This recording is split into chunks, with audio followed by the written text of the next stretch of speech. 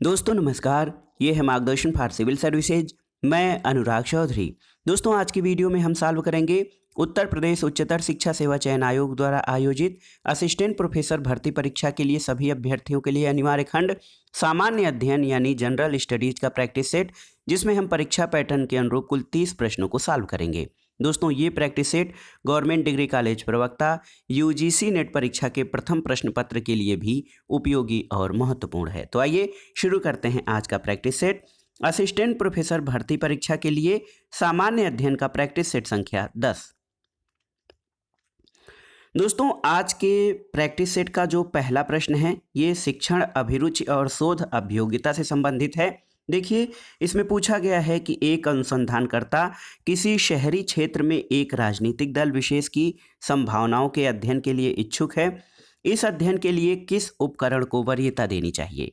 Option है निर्धारण मापनी, साक्षात्कार, प्रश्नावली और अनुसूची। तो सही उत्तर है प्रश्नावली या क्वेश्चनायर। दोस्तों यदि एक अनुसंधानकर्ता किसी शहरी क्षेत्र में एक राजनीतिक दल विशेष की संभावनाओं का अध्ययन करना चाहता है तो इसके लिए प्रश्नावली सर्वश्रेष्ठ उपकरण होगी। अगला प्रश्न है, देखिए कक्षा संप्रेषण के संदर्भ में मनोवृत्तियों, कार्यों और प्रकटन को किस रूप में समझा जाता है? ऑप्शन है आपके शाब्दिक, अशाब्दिक, अवैयक्तिक या असंगत। तो सही उत्तर है ऑप्शन बी, अशाब्दिक। देखिए दोस्तों कक्षा संप्रेषण के संदर्भ में मनोवृत्ति, कार्य और प्रकटन को अशाब्दिक रूप में समझा जाता है, जहां अशाब्दिक संचार से तात्पर्य विचारों और भावनाओं को बिना शब्दों में अभिव्यक्त किए जाना है। आवाज का उतार चढ़ाव, शारीरिक मुद्रा, नुख मुद्रा, मुख मुद्रा, चक्षु स्पर्श, स्पर्श, वाणी, संकेत आदि जो अशाब्दिक संप्रेषण के ही अलग अलग रूपांतर हैं। अगला प्रश्न है दोस्तों, देखिए शोध में आईसीटी के गलत प्रयोग का उदाहरण क्या है? ऑप्शन है आपके शोधकर्ताओं की ओर से तकनीकी चूक, आईसीटी संसाधनों का अपर्याप्त प्रावधान, शोध नैतिकता का उल्लंघन और आईसीटी संसाधनों की तकनीकी विशेषज्ञता का अभाव। तो दोस्तों आईसीटी यानी इंफॉर्मेशन एंड कम्युनिकेशन टेक्नोलॉजी में प्रमुख घटकों के अंतर्गत कंप्यूटर और हार्डवेयर, सॉफ्टवेयर प्रौद्योगिकी, दूरसंचार और नेटवर्क आदि आते हैं। और वर्तमान में आईसीटी का प्रयोग प्रबंधन, शिक्षा शास्त्र, शोध और नवाचार आदि क्षेत्रों में किया जाता है। और यदि आईसीटी संसाधनों की तकनीकी विशेषज्ञता का अभाव शोध में आईसीटी के गलत प्रयोग का उदाहरण है। अगला प्रश्न है, देखिए संचार प्रक्रिया में शारीरिक भाव भंगिमा निम्नलिखित में से किससे संबंधित है? ऑप्शन है आपके, देखिए संस्कृति, चलचित्र दर्शक, कक्षा की स्थिति और पढ़ाया गया विषय। तो सही उत्तर है दोस्तों संचार प्रक्रिया में शारीरिक भाव भंगिमा संस्कृति से संबंधित है। तो ये संचार की संस्कृति से संबंधित है। ऑप्शन ए आपका सही उत्तर है। अगला प्रश्न है, कोई अध्यापक कक्षा में अपनी प्रस्तुति के समर्थन में बहुत से सकारात्मक और नकारात्मक उदाहरण प्रस्तुत करता है। यह शिक्षण के किस स्तर से संबंधित होगा? तो सही उत्तर है दोस्तों कोई अध्यापक जब कक्षा में अपनी प्रस्तुति के समर्थन में बहुत से सकारात्मक और नकारात्मक उदाहरण प्रस्तुत करता है तो ये शिक्षण के अवबोध स्तर को दर्शाता है। ऑप्शन सी आपका सही उत्तर हो जाएगा। अगला प्रश्न है, निम्नलिखित में से कौन सी 1 अरब अक्षरों का प्रतिनिधित्व करती है? दोस्तों ऑप्शन है आपके किलोबाइट, मेगाबाइट, गीगाबाइट या टेराबाइट। तो सही उत्तर है गीगाबाइट जो है वो 1 अरब अक्षरों का प्रतिनिधित्व करती है। ऑप्शन सी आपका सही उत्तर हो जाएगा। दोस्तों ये बहुत ही महत्वपूर्ण है। गीगाबाइट कंप्यूटर और इस तरह के अन्य इलेक्ट्रॉनिक उपकरणों के स्मृति यानी मेमोरी माप की इकाई है और ये डेटा भंडार क्षमता की इकाई है, जिसको जीबी, जो जीबी और एमबी हम लोग कहते हैं, ये जीबी से प्रदर्शित किया जाता है। अगला प्रश्न है, देखिए निम्नलिखित में से कौन सी निर्गम युक्ति यानी आउटपुट युक्ति नहीं है? ऑप्शन है आपके प्रिंटर, स्पीकर, मॉनिटर और कीबोर्ड। तो सही उत्तर है आपका कीबोर्ड। कीबोर्ड दोस्तों इनपुट जो है इनपुट है, इनपुट डिवाइस है, आउटपुट डिवाइस नहीं है। अगला प्रश्न है दोस्तों, नेटवर्क के आर पार ट्रांसमिशन के लिए आंकड़ों को कूटबद्ध करना या गड्ड-मड्ड करना क्या कहलाता है? ऑप्शन है सुरक्षा, अवगमन, कोडीकरण या विकोडीकरण। तो सही उत्तर है कोडीकरण। देखिए दोस्तों नेटवर्क के आर पार ट्रांसमिशन के लिए आंकड़ों का कूटबद्ध जो है करना वो कोडीकरण या इनक्रिप्शन कहलाता है। और कोडीकरण वह प्रक्रिया है जिसमें एक एल्गोरिथम का प्रयोग करके सूचना अथवा डाटा को अपठनीय बनाया जाता है ताकि कोई तीसरा पक्ष उसको न पढ़ सके। अगला प्रश्न है दोस्तों, देखिए बहुत ही महत्वपूर्ण है, ये भूगोल से संबंधित है। पृथ्वी सूर्य से निकटतम दूरी पर कब होती है आपको बताना है। ऑप्शन है आपके 3 जनवरी, 4 जुलाई, 22 मार्च या 21 सितंबर। तो सही उत्तर है 3 जनवरी को। देखिए दोस्तों, पृथ्वी जो है सूर्य से निकटतम दूरी पर 3 जनवरी को होती है और इस स्थिति को पेरिहिलियन यानी उपसौर कहते हैं। और इसके अलावा 4 जुलाई को पृथ्वी सूर्य से सर्वाधिक दूरी पर होती है। इस स्थिति को अपहिलियन या अपसौर कहा जाता है। तो याद रखिएगा 3 जनवरी को पृथ्वी सूर्य से निकटतम दूरी पर होती है। अगला प्रश्न है दोस्तों, 30 दिसंबर 2020 को किसे institute of engineering and technology यानी आईईटी द्वारा वर्ष 2020 के लिए प्रतिष्ठित इंजीनियर पुरस्कार से सम्मानित किया गया है। तो उत्तर है विनोद कुमार यादव को।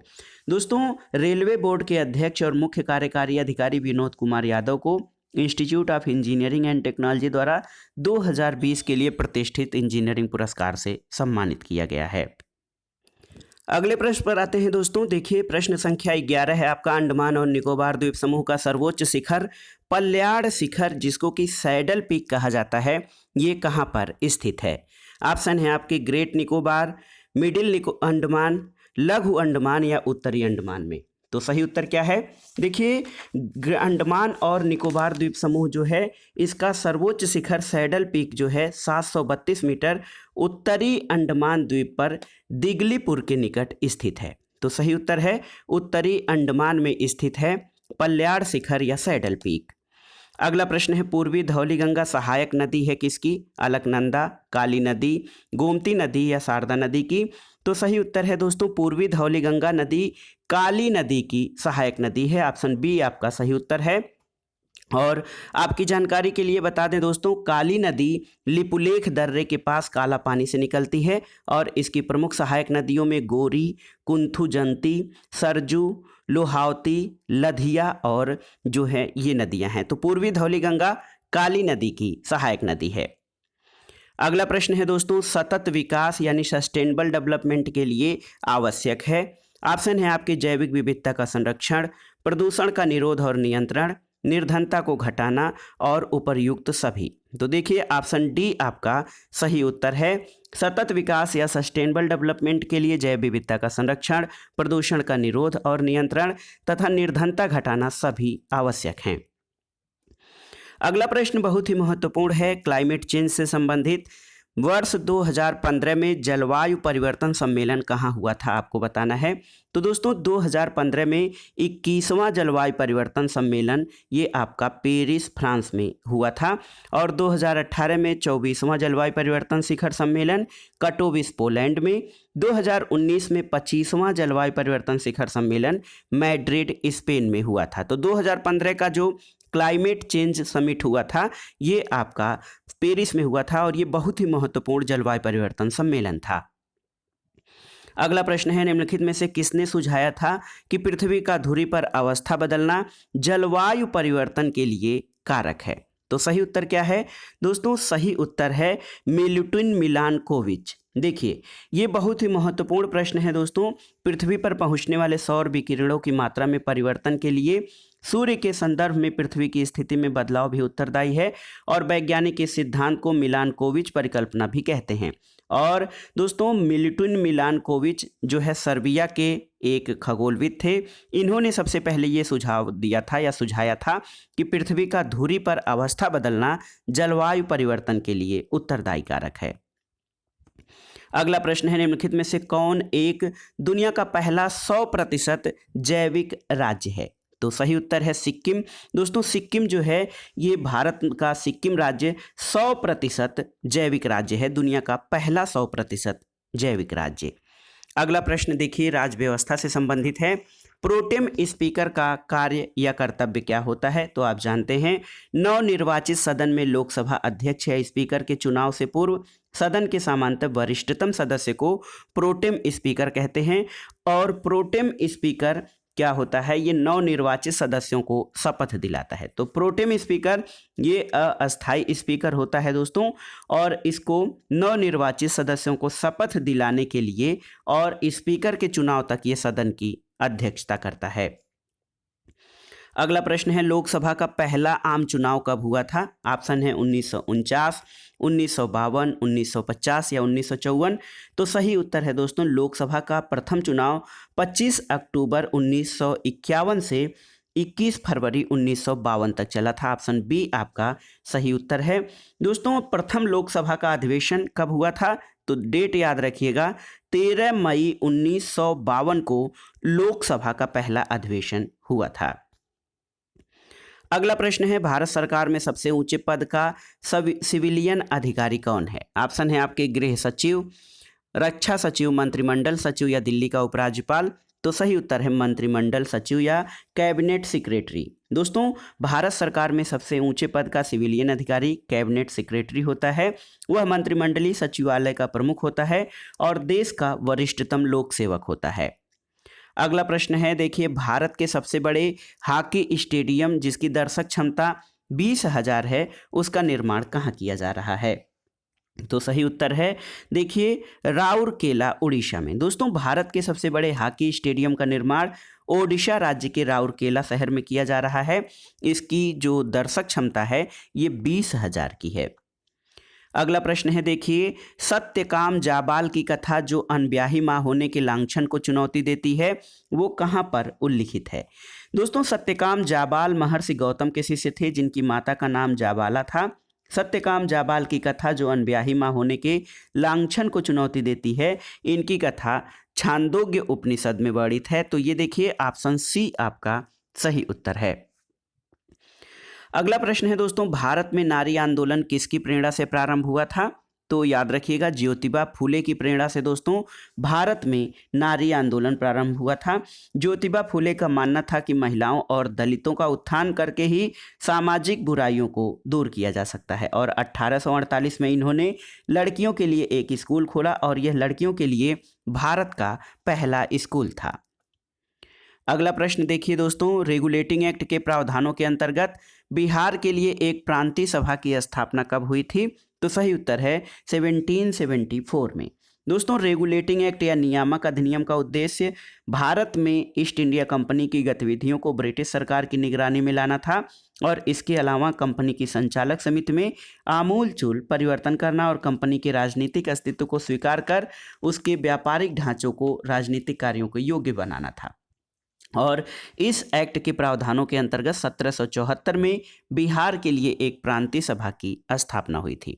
अगला प्रश्न, कूका आंदोलन को किसने संगठित किया था? तो सही उत्तर है दोस्तों, कूका आंदोलन की शुरुआत जो है 1840 में भगत जवाहरमल के द्वारा की गई थी और इनको मुख्यतः सियान साहब के नाम से पुकारा जाता था। तो देखिए, इस आंदोलन के नेता राम सिंह को जो है इनके महत्वपूर्ण नेता राम सिंह थे और इनके द्वारा आंदोलन को संगठित किया गया था। अगला प्रश्न है, मद्रास स्वदेशी आंदोलन का नेतृत्व किसके द्वारा किया गया था? आपको बताना है। तो सही उत्तर है चिदम्बरम पिल्लई। दोस्तों, चिदम्बरम पिल्लई के द्वारा मद्रास में स्वदेशी आंदोलन का नेतृत्व किया गया था। अगला प्रश्न है, भारत के प्राचीनतम सिक्के किस प्रकार के सिक्के थे? तांबे के, सोने के, रांगा के या चांदी के? तो सही उत्तर है चांदी के। देखिए, बहुत ही महत्वपूर्ण है, भारत में प्राचीनतम प्राप्त सिक्के आहत सिक्के या पंचमार्क सिक्के थे जो चांदी के बने होते थे। इनके ऊपर ठप्पा देकर निशान बनाया जाता था, इसलिए इन्हें आहत या पंचमार्क सिक्के कहा जाता था। अगला प्रश्न बहुत ही महत्वपूर्ण है दोस्तों, देखिए, स्वावलंबन योजना। स्वावलंबन योजना निम्नलिखित में से किस उद्देश्य की पूर्ति करती है? तो सही उत्तर है महिलाओं को प्रशिक्षण और कौशल विकास प्रदान करने की पुष्टि करती है स्वावलंबन योजना। अगला प्रश्न है, नीचे दो कथन दिए गए हैं जिनमें से कथन एक और दूसरे को कारण कहा गया है। कथन है कि सतत विकास मानव समाज के कल्याण के लिए महत्वपूर्ण है। सही है। और कारण है कि सतत विकास से अभिप्राय ऐसे विकास से है जो भावी पीढ़ियों की जरूरतें पूरी करने की योग्यता को प्रभावित किए बिना वर्तमान समय की आवश्यकता पूरी करे, तो ये भी सही है। दोस्तों, कथन और कारण दोनों सही हैं और कारण कथन की सही व्याख्या करता है, तो ऑप्शन ए आपका सही उत्तर हो जाएगा। अगला प्रश्न और इस प्रैक्टिस सेट का देखिए 29वां प्रश्न है। 26 जनवरी 2021 को अंतर्राष्ट्रीय मुद्रा कोष द्वारा वर्ल्ड इकोनॉमिक आउटलुक अपडेट जनवरी 2021 जारी की गई। इनसे संबंधित कथनों पर विचार कीजिए। देखिए, कथन है कि इसके अनुसार वर्ष 2020 में वैश्विक विकास दर 3.5% आकलित की गई। ये सही है। वर्ष 2020-21 में भारत की विकास दर 11.5% रहने का अनुमान है। सही है। और वर्ष 2020 में भारत की विकास दर 8% आकलित की गई थी। तो दोस्तों, ये जो वर्ल्ड इकोनॉमिक आउटलुक अपडेट जनवरी 2021 उसके अनुसार ये सभी कथन सही हैं। अगला प्रश्न है प्रकाश एनजी न्यू जनरेशन। जो प्रकाश न्यू जनरेशन या नई पीढ़ी मिसाइल से संबंधित कथनों पर विचार कीजिए। दोस्तों देखिए, 25 जनवरी 2021 को डीआरडीओ द्वारा उड़ीसा तट से दूर एकीकृत परीक्षण रेंज से इस मिसाइल का पहला सफल परीक्षण किया गया। सही है। और ये सतह से हवा में मार करने वाली मिसाइल है। तो इसमें कथन 1 और 2 दोनों आपके सही हो जाएंगे। दोस्तों, प्रकाश नहीं, ये आकाश मिसाइल है। देखिए, प्रिंटिंग मिस्टेक है। आकाश एनजी यानी आकाश न्यू जनरेशन मिसाइल, ये आपका दोस्तों हवा सतह से हवा में मार करने वाला मिसाइल है। तो ये था आज का प्रैक्टिस सेट, सामान्य अध्ययन का प्रैक्टिस सेट जो असिस्टेंट प्रोफेसर भर्ती परीक्षा के साथ साथ गवर्नमेंट डिग्री कॉलेज प्रवक्ता परीक्षा और साथ ही साथ यूजीसी नेट जेआरएफ जो परीक्षा होती है, जो राष्ट्रीय अब योग्यता परीक्षा होती है, इसके प्रथम प्रश्न पत्र के लिए बहुत ही उपयोगी है। आप इन प्रश्नों को तैयार कर लीजिएगा। दोस्तों, वीडियो आपको कैसा लगा हमें कमेंट बॉक्स में ज़रूर बताइएगा। वीडियो को लाइक करें, शेयर करें और इस चैनल मार्गदर्शन फॉर सिविल सर्विसेज को सब्सक्राइब करें। वीडियो देखने के लिए धन्यवाद दोस्तों। नमस्कार।